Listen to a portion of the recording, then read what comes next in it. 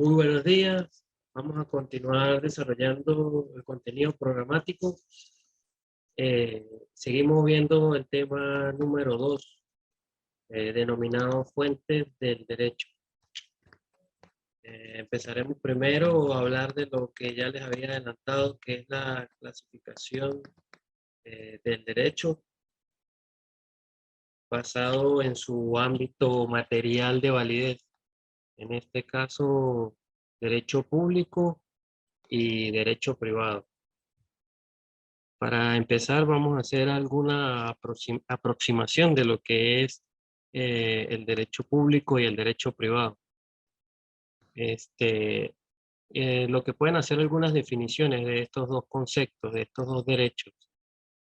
Me parece interesante citar un criterio de ubicación que nos establece un autor llamado Edgar Bodenheimer. Según él, dice que por su propia naturaleza, el derecho es un término medio entre la anarquía y el despotismo, pues se trata de crear y mantener un equilibrio entre esas dos formas extremas de vida social. Entonces, para evitar la anarquía, el derecho limita el poder de los individuos particulares y para evitar el despotismo, el derecho frena ese poder encubierto. De esta definición podemos concluir que el derecho es como un sistema de frenos, de límites. El derecho viene y dice stop, hasta aquí es aquello que es lícito o legal determinada actuación o ilegal determinada actuación. Entonces, es un mecanismo de limitación de la actuación de los particulares y de los entes estatales en el caso del público. Esa limitación legal del poder o esfera de actuación de los particulares es conocido con el nombre de derecho privado. Ahora, cuando la regulación o limitación legal del poder del poder de actuación del Estado y las autoridades que usan el poder público sería conocida obviamente con el nombre de derecho público. Entonces, en el derecho público comprenderían las normas constitucionales, administrativas, penales, procesales e internacionales y se definen como normas de derecho público las que regulan relaciones del Estado con respecto a los órganos que lo integran y las relaciones entre el Estado y los particulares cuando actúan el Estado investido de poder de imperio, es decir, de autoridad suprema. Ahora, en el caso del derecho privado, pues regula las relaciones de los particulares entre sí y en ocasiones estas mismas relaciones de los particulares en las que interviene el Estado, pero con la particularidad de que el Estado en ese caso está desprovisto de ese poder de imperium ya comentado. Ejemplo de esto lo vemos en el derecho civil, en el derecho mercantil. Entonces, como podemos ver, que es concebido el derecho público como el derecho público como inherente a en las instituciones estatales y a las relaciones que se producen entre los ciudadanos y los órganos del Estado. En cambio, en el derecho privado es concebido como aquel inherente a las relaciones que acontecen entre los ciudadanos o entre estos y el Estado, pero en condiciones de igualdad. Eh, Vamos a empezar a manejar un poco lo que es esto que estamos viendo, comparándolo con la Constitución, o qué dice la Constitución Nacional de la República Bolivariana de Venezuela en estos casos. Y en este caso vemos que en esta Constitución trae normas que sirven para establecer estas distinciones entre derecho público y derecho privado. Así, en su artículo 137 de la Constitución, que de aquí en adelante en las nóminas lo pueden ver con la denominación CN, establece lo siguiente. Esta Constitución y la ley definen las atribuciones de los órganos que ejercen el poder público, a los cuales deben sujetarse las actividades que realicen. Entonces, acá la Constitución establece un principio básico del derecho público, que consiste en considerar que la capacidad jurídica de los entes estatales está limitada a la potestad que legalmente le hayan sido atribuidas. Igualmente, con respecto a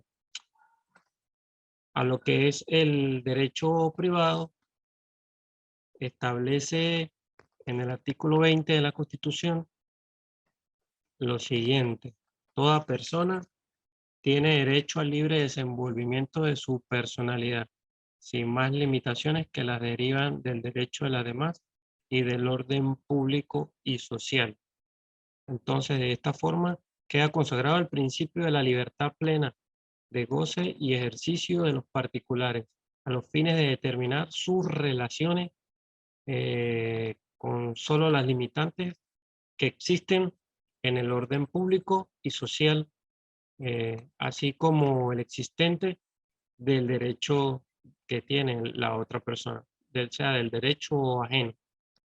Bueno, teniendo ya estas definiciones, adaptándolo un poco a la Constitución como tal, eh, quisiera, mediante el siguiente cuadro, hacer la ilustración de lo que son cada una de las ramas del derecho público y del derecho privado. Entonces, en el derecho público se puede decir que un derecho público interno y un derecho público externo.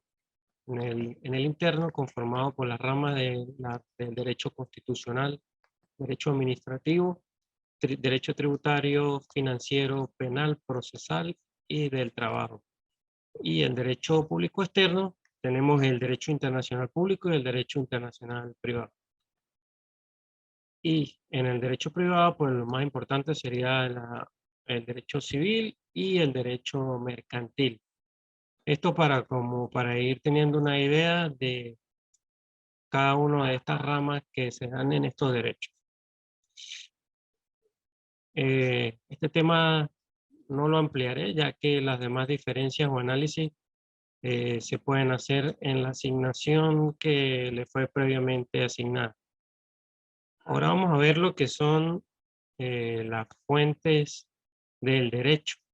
Para decir que vamos a empezar con respecto a qué es fuente, ¿sí?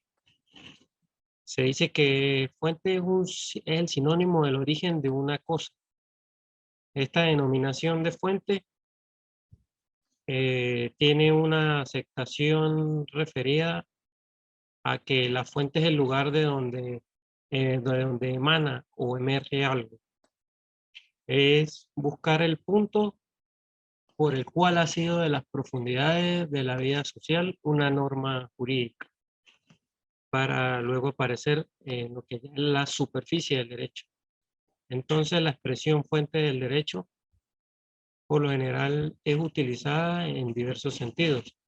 A veces se habla como fuente legitimadora del derecho, en el sentido de que el ordenamiento jurídico debe tener la justicia como un principio que lo inspira y basarse en las ideas universales que derivan del derecho natural. Por su parte, en otro sentido, se habla también de fuentes del conocimiento del derecho para referirse a los medios de los que se vale los juristas para conocer el derecho positivo de una determinada comunidad en un momento histórico también determinado. Sin embargo, a los efectos de lo que nos vamos a referir las fuentes del derecho, las más importantes son la división de fuentes en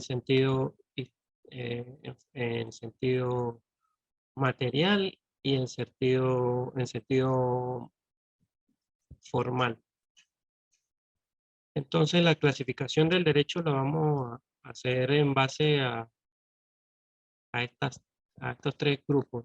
La fuente primera histórica, luego las materiales y luego las formales. Cuando hablamos de fuentes históricas, decimos que son todos los documentos históricos que se refieren al derecho de alguna u otra forma. Estos sirven como un vehículo, como un antecedente de algunas regulaciones que pueden haber existido anteriormente en la antigüedad. Algunos ejemplos, aquellos papiros o pergaminos que existieron, donde dejaron algunas indicaciones de algunas órdenes de este carácter y donde se colocaban algunas normas en cuanto a la conducta. Otra de las fuentes son las fuentes materiales o reales, referidas a aquellos procesos culturales, sociales y religiosos que van a determinar el contenido de la norma.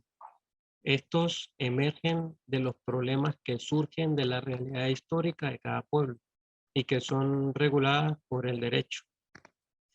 Aquí podemos hablar que derivan de problemas de diversa índole, sea políticos, sociales, culturales, económicos, religiosos, entre otros, los cuales hacen que se incite a la autoridad competente a regularlos mediante normas jurídicas para así tener un control. Un ejemplo de estas son las leyes que emergen o que están emergiendo por el aumento de la violencia intrafamiliar.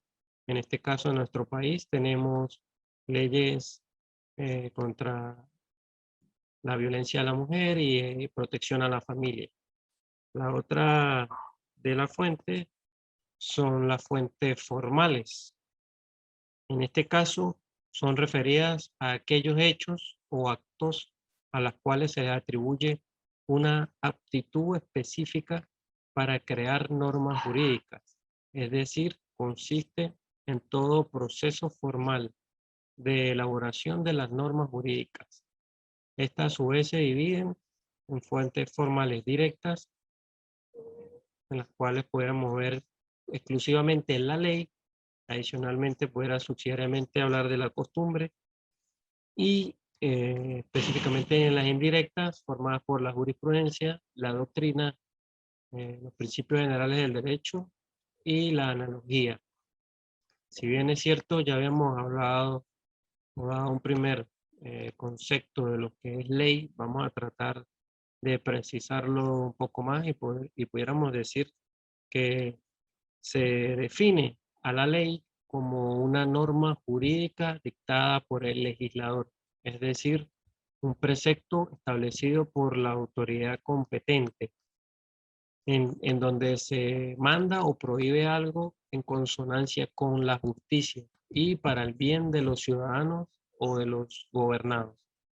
Ahora, conjugando un poco lo que son estos conceptos con lo establecido en la Constitución Nacional como norma suprema, vemos que en la Constitución de la República Bolivariana de Venezuela, en su artículo 202, establece que la ley es el acto sancionado por la Asamblea Nacional como cuerpo legislador. Las leyes que regulan sistemáticamente normas relativas a determinada materia se podrán denominar códigos. Ahora vamos a hablar de lo que son los tipos de leyes. En este caso, pues, pudiéramos hablar de dos clasificaciones. En el sentido formal, decimos que existen leyes orgánicas, especiales y ordinarias. Y en sentido material, decreto, ley y reglamento. Entonces, en sentido formal, el primer tipo de ley es la ley orgánica o leyes orgánicas. Esta se encuentra en el artículo 203 de la Constitución y nos dice que estas leyes son las que se dictan para organizar los poderes públicos o para desarrollar los derechos constitucionales y las que sirvan de marco normativo de otras leyes. Los juristas consisten en afirmar que estas leyes orgánicas deben situarse exactamente debajo de la Constitución Nacional. Esto como por organizarlas en esa especie de organización piramidal del ordenamiento jurídico venezolano. El otro tipo de ley en este sentido formal son las leyes especiales. Estas son leyes que rigen con referencia en el campo de, como dice su propia palabra, de su propia especialidad. Se rigen con preferencia de las otras leyes que son las ordinarias.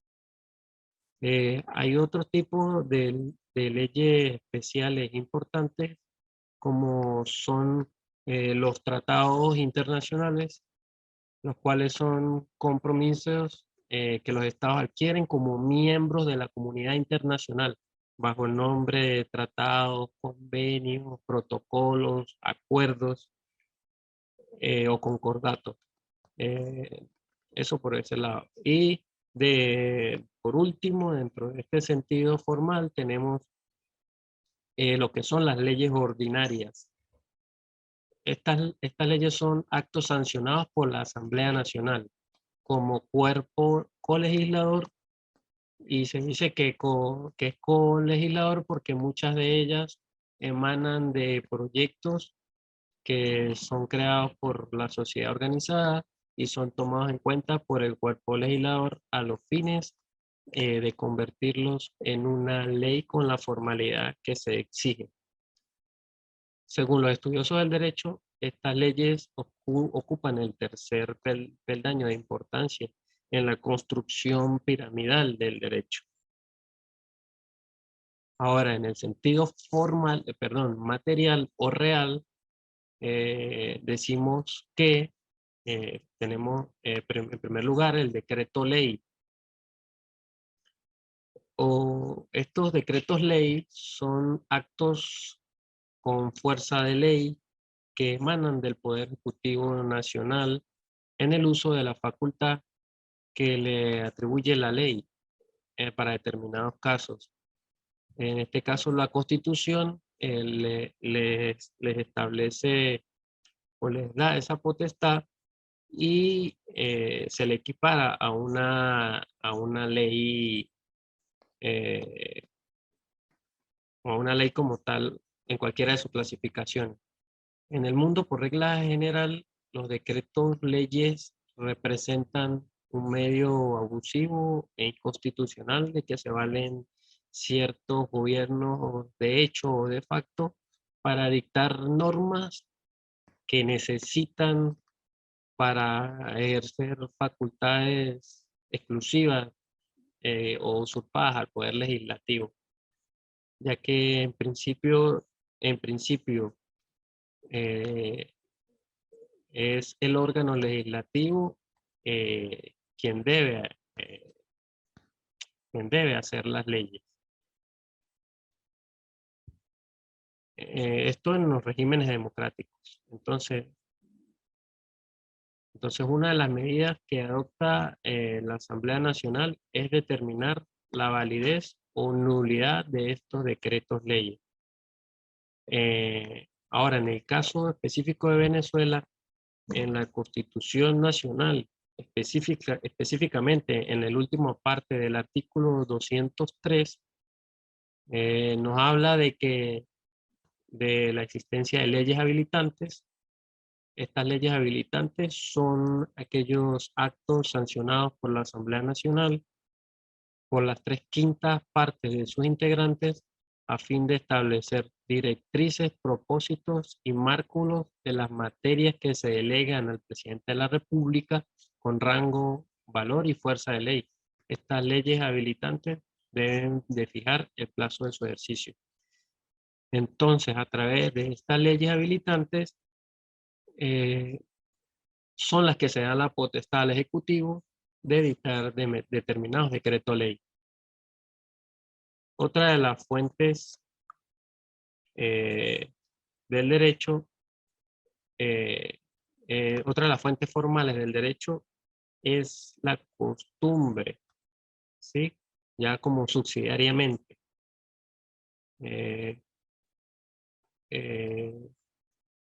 Y la diferencia como tal entre ley y costumbre se da de cómo se origina, ya que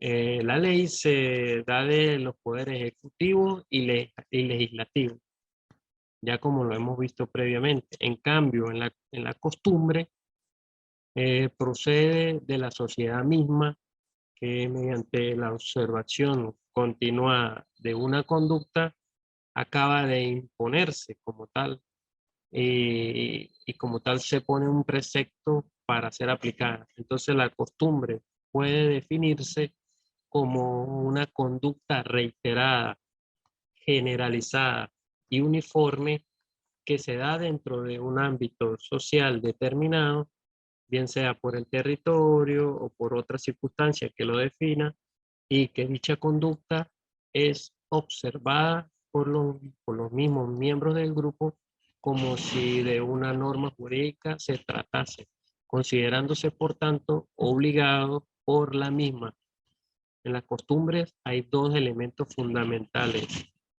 Primero, un elemento material, que sería esa reiteración de un determinado comportamiento, y un elemento espiritual, que sería la elevación de ese comportamiento a un modelo de conducta que se obedece. La costumbre jurídica está llamada a llenar las llamadas lagunas legales, que vienen siendo aquellos aspectos que la ley no las enmarca como tal, o no trae una solución a determinado caso, y es allí donde entra la costumbre jurídica a orientar a lo que es la ley. Ahora vamos a hablar de lo que son las fuentes indirectas del derecho. En primera instancia, vamos a ver lo que es la jurisprudencia. La jurisprudencia está conformada por el conjunto de decisiones de los tribunales que sirven de criterio, eh, o fundamento razonable en aquellos casos en que no existe una ley que claramente los regule. De igual forma, se entiende por jurisprudencia las reiteradas interpretaciones que de las normas jurídicas hacen los tribunales de justicia en sus resoluciones, bien sean decisiones o sentencias. En términos más claros y concretos, se entiende por jurisprudencia la interpretación que de la ley hacen los tribunales para aplicarlo a los casos sometidos bajo su jurisdicción. Entonces, la jurisprudencia está conformada por el conjunto de sentencias dictadas por los miembros del Poder Judicial sobre una materia determinada. En el caso venezolano, la sentencia que crea jurisprudencia y son vinculantes a los efectos de que se pueda llamar como tal jurisprudencia son las establecidas por el Tribunal Supremo de Justicia en su sala constitucional. Siguiendo con otra de las fuentes del derecho, de las fuentes indirectas, tenemos a la doctrina.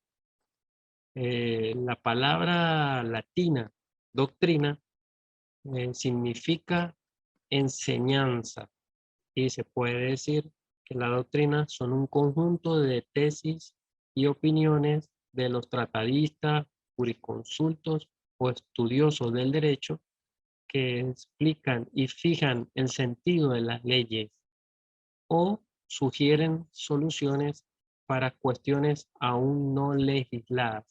tiene importancia como fuente inmediata del derecho, ya que el prestigio y autoridad de los destacados juristas influyen a menudo sobre la labor del legislador e incluso en la interpretación judicial de los textos vigentes.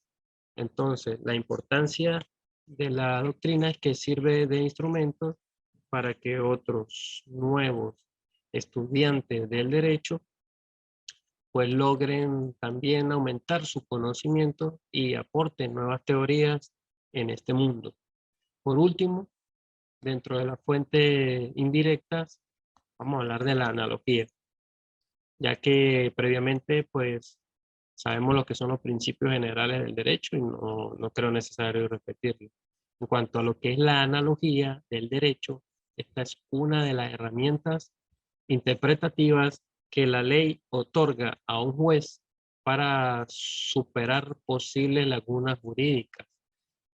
Mediante esta aplicación de la analogía, un juez pudiese aplicar una norma a un supuesto de hecho distinto del que contempla, basándose en la semejanza entre un supuesto y otro. ¿Qué sucede en la vida real? Ante determinada demanda o ante determinado caso que se presente a un juez, tiene la obligación de dictar una sentencia. Así no tenga algo que lo estipule por dónde decidirse. Y siempre debe decidir en base a las normas de derecho. Allí surge un problema de cuando la ley deja un ámbito que no está regulando, y así se produce una laguna jurídica, como ya les comenté. En este caso, la propia ley legitima al juez para aplicar la analogía y con ello basarse en un hecho parecido y proceder de la misma forma que el derecho indica para ese otro hecho análogo. En este caso, pues el juez está creando una nueva norma por analogía con la otra. Entonces, concluyendo, podemos decir que por analogía se puede entender como aquella operación llevada a cabo por los intérpretes del derecho, o en este caso por un juez pudiera ser, mediante la cual se atribuye a un caso o a una materia que no cuenta con una reglamentación expresa o una solución expresa en el ordenamiento jurídico, pues se le da eh, la, la misma aplicada por el legislador para un caso y para una materia similar. Ahora vamos a hablar de lo que es los documentos que tienen un carácter sublegal, eh, es decir, que están por debajo de la ley, empezando por lo que es el reglamento. Se dice que el reglamento es toda instrucción escrita destinada a regir una institución o organizar un servicio o actividad. También se puede decir que es la disposición metódica y de cierta amplitud que sobre una materia y a falta de ley o para complementar la ley que haya dictado algún poder administrativo. Entonces allí la complementa. Entonces el reglamento es una especie de norma dictada por por la administración pública y por lo tanto con rango inferior al de la ley. Las constituciones modernas reconocen a la administración la potestad de dictar reglamentos. Esta potestad reglamentaria se aplica de forma incorrecta si el reglamento vulnerase a la ley, ya que la ley es una norma de rango superior a estas, o si el reglamento, en dado caso, entrara a regular, en un caso hipotético, entrara a regular materias que son exclusivas o reservadas al ámbito de la ley, pues no cabría lugar. Por ejemplo, si en una constitución dicen que determinada materia, por la importancia, solo debe estar regulada por una ley, pues no se puede, por ejemplo, crear un ejemplo claro sería que el gobierno, o en este caso el Ejecutivo Nacional, cree un impuesto a través de un reglamento cuando la propia Constitución no lo establece. Entonces, lo contrario sería, eh, lo contrario sería de lo contrario, es decir, que el Ejecutivo Nacional llegara a imponer un impuesto mediante un reglamento y que dicho impuesto no esté establecido o no esté atribuido constitucionalmente para ser creado por este medio, sino solo a través de una ley, pues a la larga este reglamento resultará que, que, que, que no tendrá sus efectos y pudiera tener unos vicios de nulidad. A la larga llegaría a ser nulo. Ahora, eh, seguimos con lo que son, en este caso, los decretos llegan a ser actos administrativos basados en decisiones de mayor jerarquía dictadas por el presidente de la República y en su caso deben ser refrendados por un ministro o por aquellos ministros a quien corresponda la materia. Y en dado caso, cuando la decisión ha sido tomada en Consejo de Ministros, pues debe ser refrendada por todos los ministros. O sea, debe ser avalado por todos. En este caso, el presidente de la República, cuando a su juicio lo requiera y por importancia del asunto, podrá ordenar que sea refrendado además por otros ministros. Y lo establece la Ley Orgánica de Procedimientos Administrativos en el artículo 15. Ahora seguimos con otros de los documentos de carácter sublegal. Tenemos las resoluciones. Estas son decisiones de carácter general o particular, adoptados por los ministros por disposición expresa del presidente de la República o por disposición específica de la ley.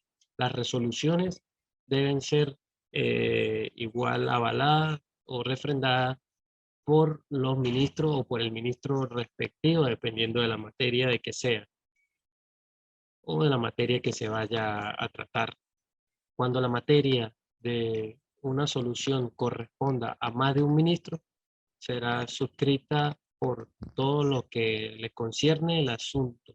Esto lo establece el artículo 16 de la Ley Orgánica de Procedimientos Administrativos. Por último, en este tema vamos a hablar de lo que son las providencias administrativas.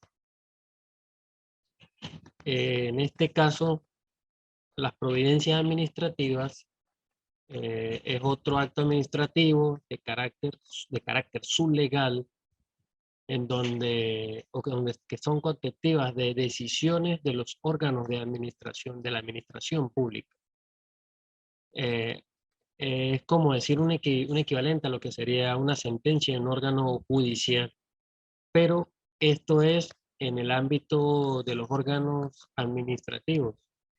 Entonces, un ejemplo es cuando existe una investigación por un presunto ilícito tributario, cuando hay derivado de ello haya una propuesta de sanción, por ejemplo, del CENIAT, entonces al momento de que a quienes estén investigando no logren demostrar que ha incurrido en un ilícito tributario, el órgano administrativo, en este caso, el CENIAT, procede a dictar una decisión que va contentiva en forma de providencia administrativa, en donde sanciona o absuelve dependiendo del caso que sea. Pues con este último punto terminamos lo que es el tema 2 y por el momento pues agradezco la atención de todos y no queda más que vernos en la siguiente clase, muchachos, para desarrollar el tema 3. Muchas gracias.